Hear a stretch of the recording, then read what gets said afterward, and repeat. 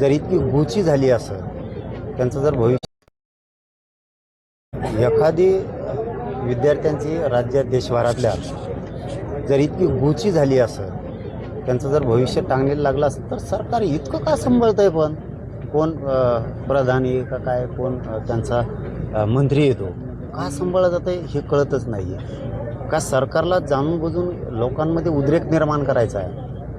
जर आज 20 दिवस झाले त्यांचं उपोषण सुरू आहे आणि त्याची दखलसुद्धा जर केंद्राकडून घेतली जात नसेल, त्यांचं म्हणणंच काय आहे की विद्यार्थ्यांचं नीटमधलं सगळं वाटोळं झालं आहे आणि याचा केंद्रीय शिक्षण मंत्री याला दोषी आहे. काय हटवायला अडचण आहे? जनता किंवा या देशातले विद्यार्थी जे देशाचं भविष्य आहे ते तुमच्यासाठी महत्त्वाचं नाही आहे. केंद्र सरकार म्हणजे नेमकं काय? आपण प्रधानमंत्री म्हणून नेमकं आपण काय? आणि प्रधानमंत्र्यांनी शिक्षण मंत्र्याला का ठेवावं? जर त्यांनी इतकी मोठी चूकच केली, त्या शिक्षण विभागाचा सगळा बोजवरा उडाला आहे, तर प्रधानमंत्र्यांनी इतकं का ओढून धरावं?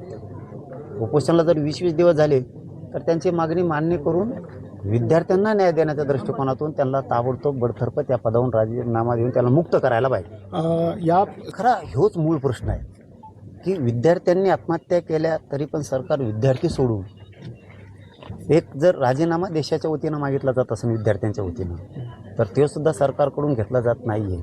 मग सरकारसाठी काय महत्त्वाचं आहे हे जनतेनं कळून घेणं खूप गरजेचं आहे. सरकारला त्यांच्यासाठी त्यांचे मंत्री महत्त्वाचे आहेत, मात्र या देशातली जनता किंवा या देशातला तरुण गरजेचा नाही आहे. याचा सरळ सरळ अर्थ होतो.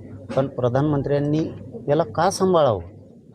जर साधी एक मागणी असेल की याला हटवा तर त्यांनी या जनतेसाठी विद्यार्थ्यांसाठी हटवलंच पाहिजे या मताचे आम्ही.